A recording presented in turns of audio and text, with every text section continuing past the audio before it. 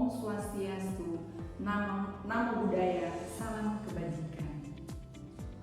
Perkenalkan, nama saya Narsieti Mongdong Eskep MMKes, NIDN 0901066301. Saya adalah salah satu dosen tetap di program studi Ilmu Keperawatan di Fakultas Keperawatan dan Ilmu Kesehatan Universitas Hariputra Indonesia Tomohon. Video ini saya buat dengan tujuan untuk memenuhi salah satu syarat dalam mengikuti sertifikasi tahun 2026, yaitu pernyataan diri dosen dalam unjuk kerja Tridharma Perguruan Tinggi atau PDD UKTPT dalam bidang pengajaran. Saat ini saya akan menjelaskan mata kuliah yang saya ampu adalah keperawatan anak sehat dan sakit akut berdasarkan prinsip DEI. Pertama, delivery. Prinsip delivery adalah sistem pembelajaran pada mata kuliah ini adalah teori dengan kuliah tatap muka dan praktik di laboratorium.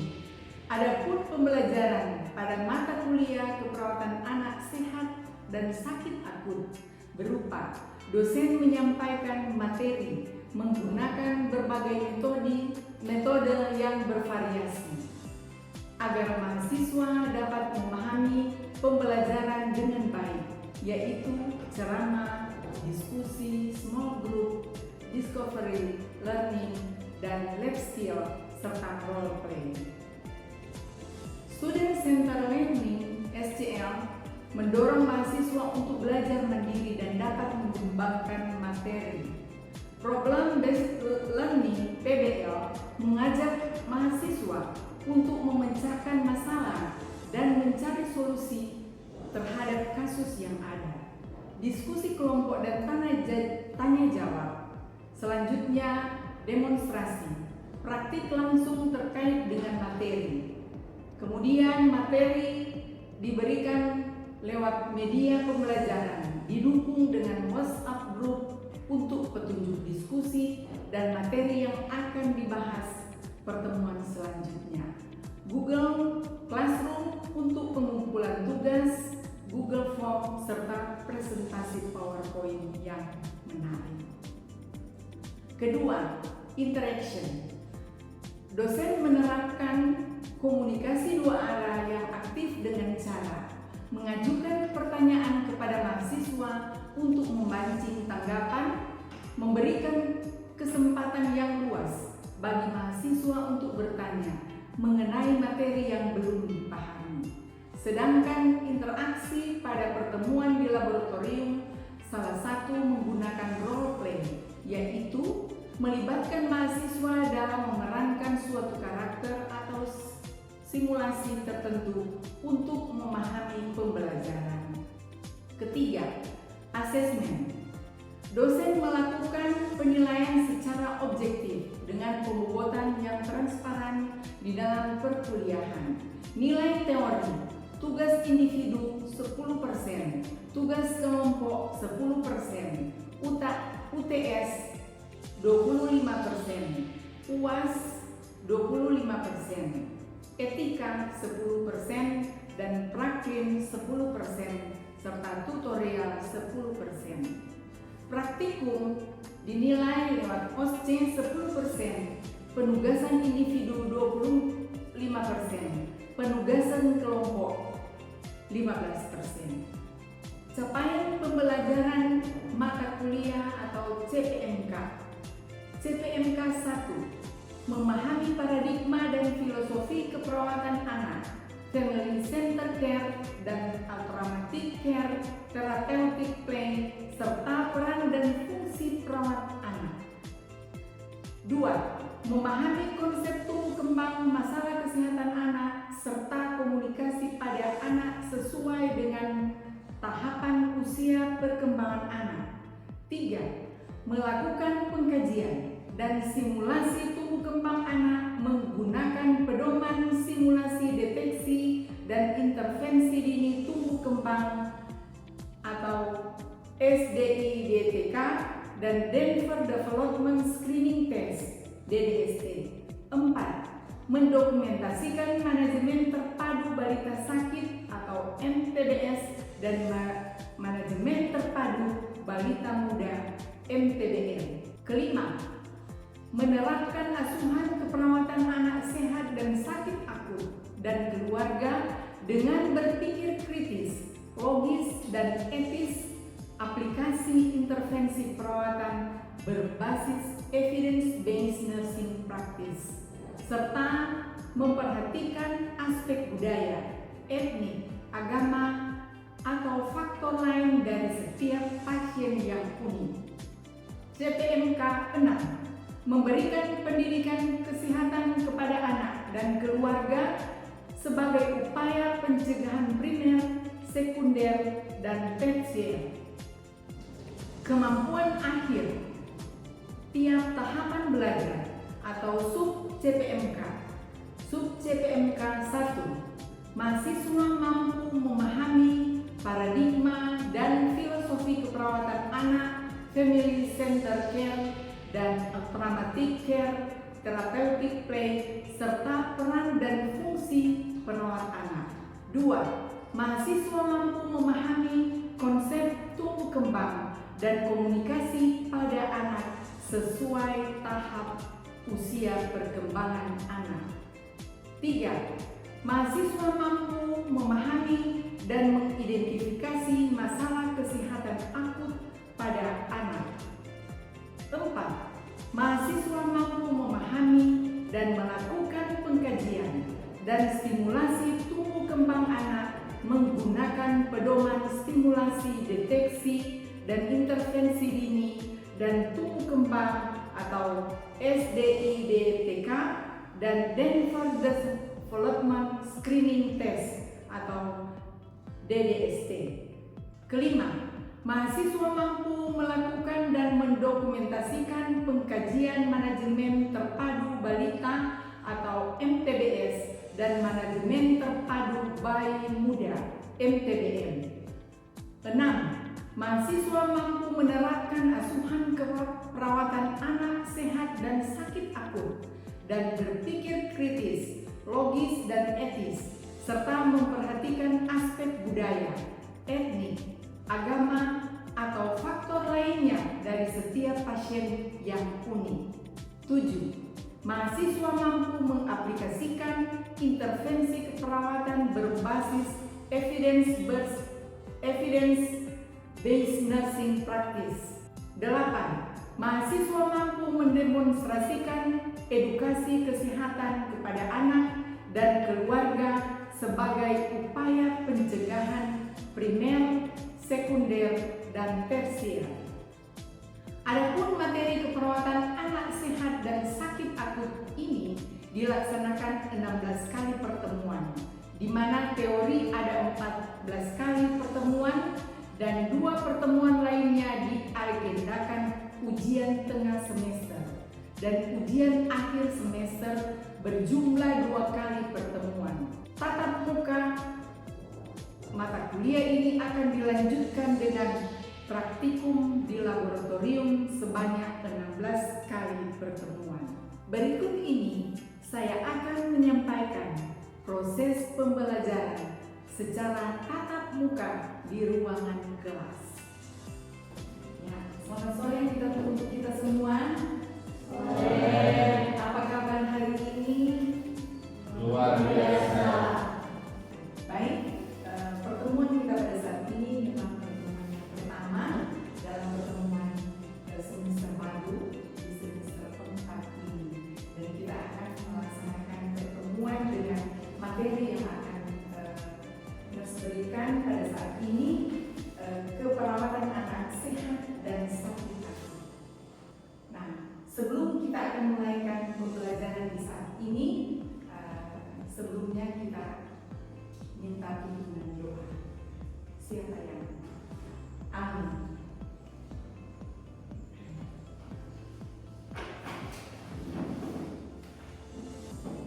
Teman-teman, mari kita berdoa. Tuhan Yesus, Gembala kami yang baik, terima kasih atas kebenaran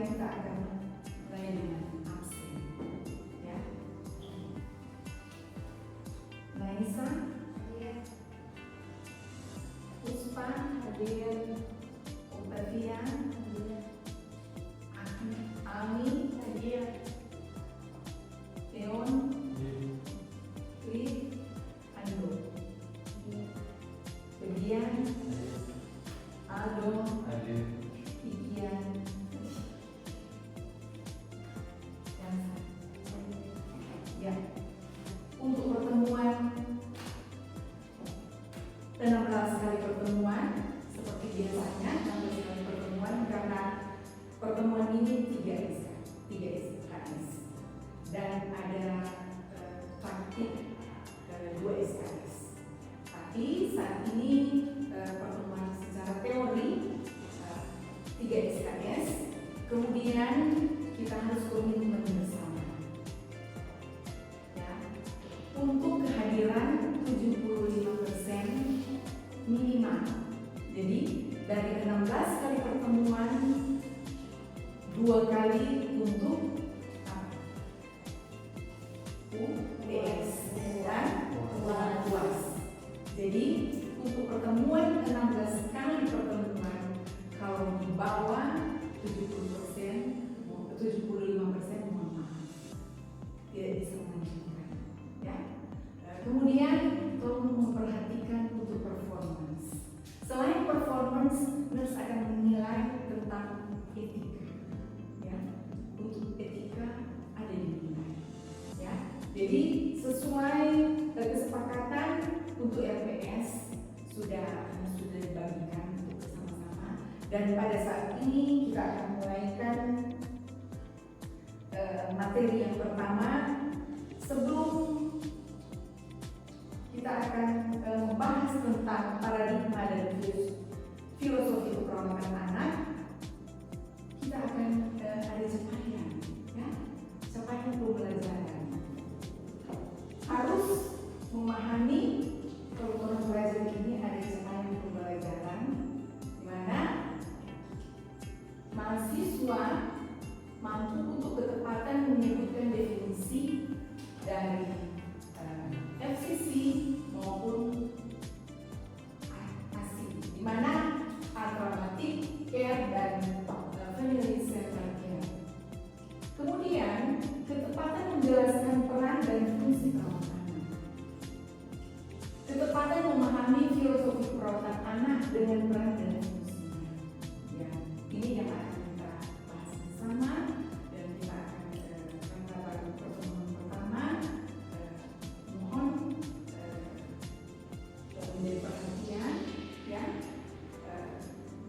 apa-apa yang akan kita bahas bersama, di mana ada paradigma perawatan anak ya. Kemudian morbidity dan mortality rate. Kemudian prinsip perawatan anak dan filosofi perawatan anak ya. Selanjutnya lingkup perawatan anak dan peran perawat anak, dan yang akhirnya sistem perlindungan anak ya. Jadi kita akan melanjutkan tentang paradigma keperawatan. Sebelum kita menjadi perawat, kita harus memahami dulu dasar-dasar ya. Paradigma perawatan anak, khususnya keperawatan anak, di mana merupakan suatu landasan berpikir dalam penempatan ilmu keperawatan anak.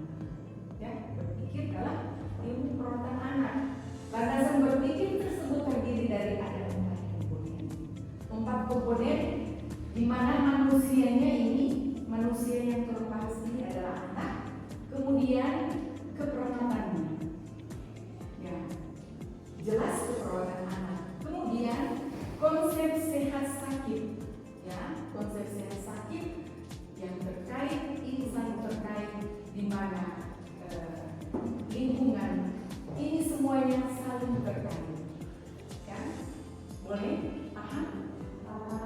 Kita lanjut lagi tentang anak ini, berbicara tentang anak ini manusianya ya. Kalau menurut Permenkes nomor 25 tahun 2024, di mana janin anak usia 0 sampai 18 tahun. Kemudian usia anak usia 0 sampai 19 tahun menurut WHO. Boleh paham? Ya. Kebutuhan khusus fisik, psikologis, sosial, dan spiritual. Ada tumbuh kembang dari neonatus sampai remaja. Nah, di mana memiliki ciri fisik, kognitif, dan perilaku sosial yang berbeda-beda. Pada anak itu berbeda-beda perilaku sosial. Ada yang anak yang malu, dia tak mau bergaul dengan lingkungan. Ada anak yang begitu terlalu hiperaktif, berbagai macam perilaku karena ini berbeda-beda. Kemampuan mengatasi masalah, di mana ada pematangan kemampuan berpikir dan tanggapan pengalaman lalu dalam proses perkembangan. Kemudian pelayanan keperawatan pada anak sehat meningkatkan derajat kesehatan sehingga mencapai taraf kesejahteraan baik fisik, sosial maupun spiritual. Ya. Anak dalam kondisi kritis atau meninggal diberikan bantuan dan dukungan pada keluarga. Harus ada dukungan, ya. Nah, batasan sehat secara umum dapat diartikan suatu keadaan yang sempurna, baik fisik, mental, dan sosial, tidak hanya bebas dari penyakit dan kelemahan. Ini sudah jelas. Oke, kira-kira ada pertanyaan? Boleh nggak? Boleh review kembali. Kalau untuk pertemuan kita di saat ini dalam perawatan anak ini, kira-kira boleh pahami lewat apa? Manusia, anak, ya, ada lingkungan, ada sehat, sakit, kemudian ada keberadaan. Ini semua saling terkait. Ya, boleh kita lanjut. Dalam usia 0 sampai 4 tahun, 33,7%, 4 sampai 9 tahun, 30,85%. Setelah lansia dewasa menengah dan dewasa, lanjut menurun. Angka kematian anak di atas 1 tahun lebih rendah dibandingkan dengan lain. Kematian terendah terjadi pada anak usia 5 sampai 14 tahun. Namun kemajuan tersebut terjadi pada masa remaja akhir, terutama karena cedera, pembunuhan dan pembunuhan.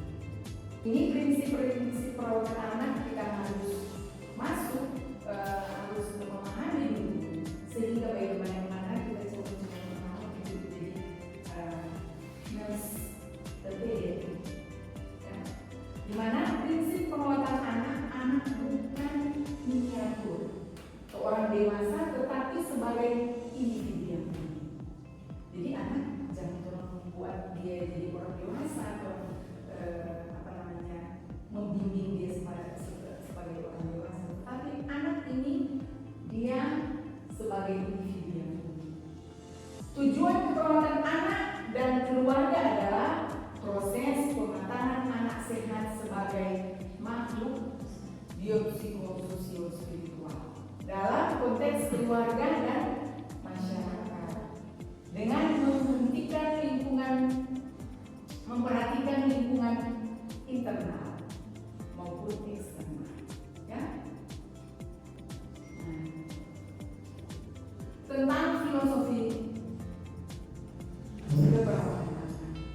Nah, ini tadi sudah disinggung FCC, ya, Family Center Care, di mana perawatan yang berpusat pada keluarga dengan melibatkan keluarga dalam proses perawatan untuk meningkatkan status kesehatan dan proses penyembuhan. Jadi ini kalau dikatakan family center care, jadi dilibatkan keluarga sehingga untuk meningkatkan status kesehatan dalam proses penyembuhan itu di mana contohnya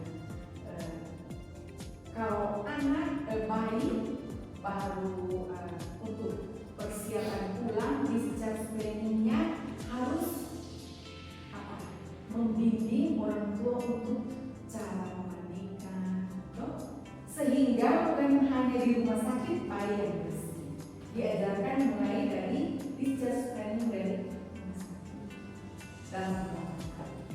sehingga orang tua boleh memahami bagaimana cara memandikan yang benar, cara merawat tali pusat yang benar.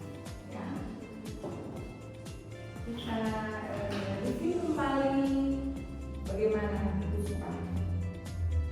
Puspa, boleh jelaskan kembali filosofi perawatan anak tentang feminine center. Adakah contoh-contoh seperti yang sampaikan tadi? Silakan Puspa. Baik, terima kasih atas kesempatannya. Di sini Puspa akan mengevaluasi tentang penjelasan yang jelaskan tadi. Yang di sini ada sebagai center care yang perawatan yang berpusat pada keluarga dengan melibatkan keluarga seperti tadi harus jelaskan, orang harus menjelaskan atau mengedukasi kepada ibu yang selesai melahirkan untuk cara memandikan bayi dan merawat tali pusat. Terus dalam proses perawatan untuk meningkatkan status kesehatan pada anak atau pada ibu dan proses penyembuhan seperti tadi yang disampaikan, lanjut dengan traumatic care atau perawatan yang tidak menimbulkan trauma dan cedera seperti yang dijelaskan tadi. Ada pasien yang trauma, dia suka jelas yang satu, ini mau perawat yang ini, suka perawat yang satu karena kalau perawat ini sakit jebak darah, dia suka perawat satu karena jebak darahnya sakit. Terus ada juga therapeutic play, aktivitas bermain yang memberikan efek terapi pada anak yang menjalani hospitalisasi sehingga dapat meningkatkan status kesehatan dan mempercepat proses penyembuhan. Oke, baik, terima kasih. Berikan applause. Jadi ini kita harus pahami bersama kerjasama antara keluarga, orang tua, ya, orang tua dengan petugas kesehatan itu harus bekerja sama, sehingga mereka memiliki ilmu, ya, memiliki pengetahuan bagaimana cara itu baru contoh tentang perawatan tali pusat, cara memandikan, bagaimana kita seperti tadi untuk dilibatkan dengan keluarga untuk imunisasi. Jangan-jangan di tetangga karena ada imunisasi anaknya panas waktu diimunisasi, setelah bercerita dengan keluarga mereka juga tidak mau imunisasi. Kita harus ada pendekatan dan bagaimana kita harus memberikan komunikasi yang penting, ya. Kira-kira kalau memberi asuhan keperawatan, Elsa, coba jelaskan untuk pemberi asuhan keperawatan. Contohnya bagaimana? Ini pemberi asuhan keperawatan. Misalnya itu melakukan kajian dulu pada bayi, anak, dan keluarga, dan melakukan tindakan pemasangan infus. Itu tindakan kolaborasi, ya. Jadi ini pemberi asuhan keperawatan di mana kalau peran perawat anak dia pemberi asuhan keperawatan, dia memberikan asuhan baik bio, psiko, sosio, spiritual. Ya, untuk melakukan kajian menyeluruh itu baik pada bayi, anak maupun remaja. Ya, oke. Sampai di sini dulu pertemuan kita di saat ini. Bagaimana? Boleh memahami? Ya? Boleh memahami? Boleh. Selanjutnya akan diberikan tugas kelompok, ya, yang akan kita bahas pertemuan selanjutnya karena tadi baru